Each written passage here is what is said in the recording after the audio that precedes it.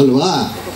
ಹಾಗೆ ನಮ್ಮಲ್ಲಿ ವಿದ್ಯಾಭ್ಯಾಸ ಇಲ್ಲದೆ ನಾವೊಂಥರ ಭತ್ತದ ಥರ ಆಗೋಗ್ಬಿಟ್ಟಿರ್ತೀವಿ, ಗೊತ್ತಾಯ್ತಾ?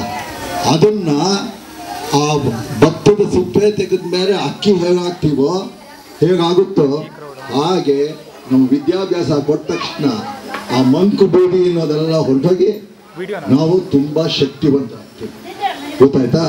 ಆ ವಿದ್ಯಾಭ್ಯಾಸ ಅನ್ನೋದು ಅಷ್ಟು ಮಹತ್ವವಾದ್ದು, ತುಂಬ ಮಹತ್ವವಾದ್ದು.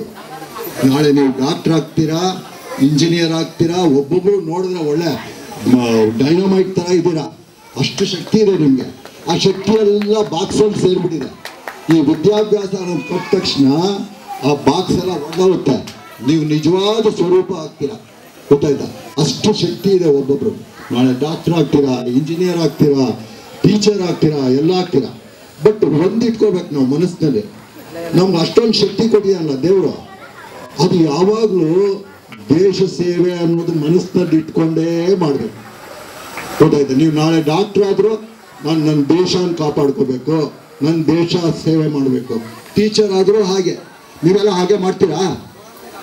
ಜೋರಾಗಿ ಹೇಳಿ. ಇವತ್ತು ಟಿಫನ್ ಮಾಡಿದ್ರಾ? ಹಾಂ, ಜೋರಾಗಿ ಹೇಳಿ. ನಾವು ದೇಶ ಸೇವೆ ಮಾಡ್ತೀವಿ,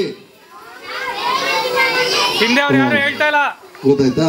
ಹಾಗೆ ಈ ದೇಶ ನಿಮಗೆ ವಿದ್ಯಾಭ್ಯಾಸ ಕೊಟ್ಟಿದೆ, ಜನ್ಮ ಕೊಟ್ಟಿದೆ, ವಿದ್ಯಾಭ್ಯಾಸ ಕೊಟ್ಟಿದೆ, ಎಲ್ಲರೂ ಕೊಡುತ್ತೆ. ಅದ್ರ ಜೊತೆಗೆ ನಾವು ಕಷ್ಟಪಡಬೇಕು. ಎಲ್ಲ ಆಟೋಮೆಟಿಕ್ ಆಗಿ ತಟ್ಟೆನಲ್ಲಿ ಬರೋದಿಲ್ಲ, ನಾವು ಕಷ್ಟಪಟ್ರೇನೆ. ಸೊ ನಾವು ಕಷ್ಟಪಟ್ಕೊಂಡು ನಾವು ಮನಸ್ಸಲ್ಲಿ ಏನಿದೆ ಅದನ್ನು ನಾವು ಗಳಿಸ್ಕೋಬೇಕು. ಡಾಕ್ಟರ್ ಆಗಬೇಕು, ಇಂಜಿನಿಯರ್ ಆಗಬೇಕು, ಆ ಥರ ಸೈನಿಕರಾಗಬೇಕು. ಸೊ ಇದೆಲ್ಲ ಮಾಡಿಕೊಂಡು ನಾವು ದೇಶ ಸೇವೆ ಅನ್ನೋದು ಮರಿಕೊಡ್ಬೇಕು. ಅಷ್ಟೇ ನಾ ಹೇಳೋದಕ್ಕೆ ಇಷ್ಟಪಡೋದು. Thank you. ಜೈ ಕರ್ನಾಟಕ, ಜೈ ಹಿಂದ್.